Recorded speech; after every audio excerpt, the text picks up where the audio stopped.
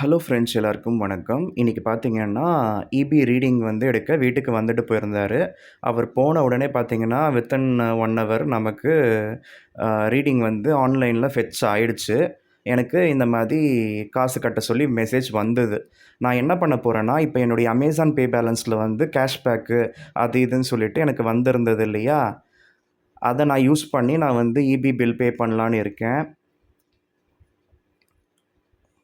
இப்ப இதில பார்த்தீங்கன்னா, கீழ போங்க. கீழ போன உடனே ரீசார்ஜ் அண்ட் பில்ஸ்ல எலக்ட்ரிசிட்டி இருக்கும். அத கிளிக் பண்ணீங்கன்னா, உங்களுக்கு உங்களோட பில்லர்ஸ் நீங்க ஆல்ரெடி பே பண்ணியிருந்தீங்கன்னா, உங்களுக்கு காமிக்கும்.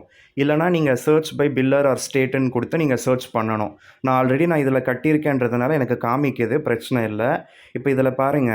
கிரெடிட் கார்ட் யூஸ் பண்ணி அந்த அமேசான் பே கிரெடிட் கார்ட் யூஸ் பண்ணி நம்ம பே பண்ணா 2% கேஷ்பேக் கிடைக்கும். ஸ்க்ராட்ச் கார்ட்ஸும் கிடைக்கும். இதில பார்த்தீங்கன்னா, அமேசான் பே மூலமா நம்ம பில் பே பண்ணுறதுனால நமக்கு 0 கன்வீனியன்ஸ் ஃபீ. நம்ம எக்ஸ்ட்ராவாலாம் எதுவும் பே பண்ண தேவையில்ல. ஸோ எய்தர் யுபிஐ மூலமாவும் பே பண்ணலாம், அமேசான் பே பேலன்ஸ் மூலமாவும் பே பண்ணலாம். சொன்னேன் இல்லையா? அதனால தான். கிரெடிட் கார்டு அந்த அமேசான் பே கிரெடிட் கார்டு மூலமாவும் பே பண்ணலாம். அமேசான் பே லேட்டர் உங்ககிட்ட ஆக்டிவேட்ல இருந்துச்சுன்னா, அதுவும் பண்ணலாம். ஸோ இந்த மாதிரி எல்லாமே யூஸ் பண்ணி நீங்க பே பண்ண முடியும். இப்ப நான் என்னுடைய பில்ல வந்து நான் ஷோ பண்றேன். அத கிளிக் பண்ண உடனே பார்த்தீங்கன்னா, நம்மளோட கஸ்டமர் பேரு, பில் டியூ டேட்டு, அதுக்கப்புறம் பேயபிள் அமௌண்ட் எல்லாம் வந்துடுது. ஓகேவா? ஸோ இன்னைக்கு தானே எடுத்திருக்காங்க. 20 நாள் டைம் இருக்கும். இந்த கிரெடிட் கார்டு பில்லு டியூ கட்டுற மாதிரி தான் இந்த எலக்ட்ரிசிட்டி பில் கூட. அவங்க ரீடிங் எடுத்துட்டு போனா, ஃபெட்ச் ஆனதுக்கப்புறம் 20 நாளு. ஸோ கிட்டத்தட்ட கிரெடிட் கார்டுக்கும் பில் ஜெனரேட் ஆனா, அடுத்த 20 நாளுக்குள்ள நம்ம கட்டி முடிக்கணும்ல, அந்த மாதிரி. ஸோ இது வந்து பாருங்க, ரூ. 1188 கட்டுற மாரி வருது. இது 2 மாசத்துக்கான பில்லு. ஸோ ஏசி எல்லாம் யூஸ் பண்ணுறதுனால கொஞ்சம் அதிகமா வந்திருக்கு. 2 மாசத்துக்கு பரவாயில்லங்க. வாடகை வீட்லலாம் இருந்தப்ப ரொம்பவும் அதிகமா வாங்குவாங்க. ஒரு யூனிட்டுக்கு 2015க்கு முன்னாடி வர நாங்க வாடகை வீட்ல தான் இருந்தோம். அப்ப அந்த 2015க்கு முன்னாடியே ஒரு யூனிட்டுக்கு ரூ. 7 வாங்குனாங்க. இப்பலாம் ஒரு யூனிட்டுக்கு எவ்வளோ வாங்குறாங்கன்னு தெரியல.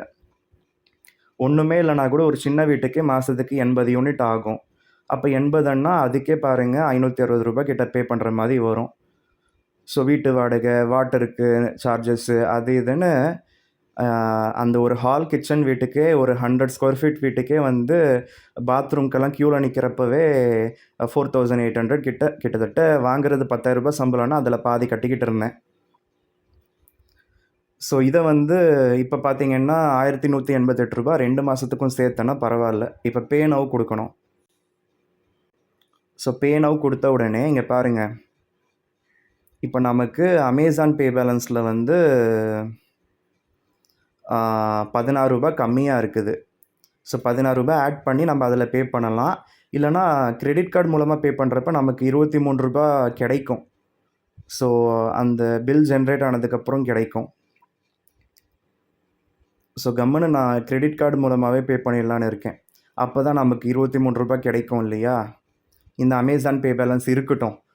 அப்புறமா ஏதாவது நம்ம கிராசரிக்கு யூஸ் பண்ணா நமக்கு கேஷ்பேக் கிடைக்கும் ரூ. 100 அந்த மாதிரி. அது எதுக்கு வேஸ்ட் ஆக்குவானே. ஸோ இத நான் பே குடுக்குறேன்.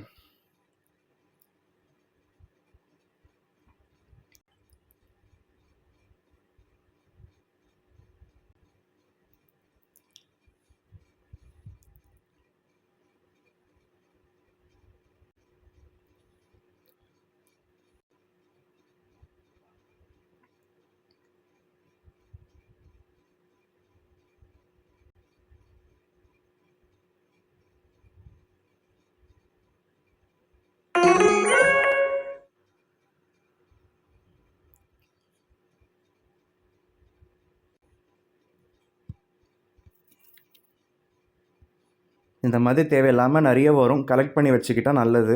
அதுக்கப்புறம் நம்ம யூஸ் பண்ணிக்கிறதுக்கு ஈஸியா இருக்கும்.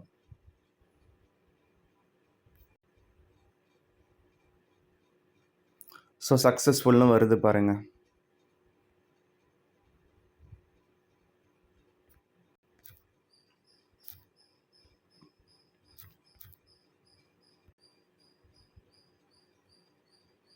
ஸோ இப்ப இது வந்து பார்த்தீங்கன்னா, நமக்கு எதுவும் பே பண்ண தேவையில்ல.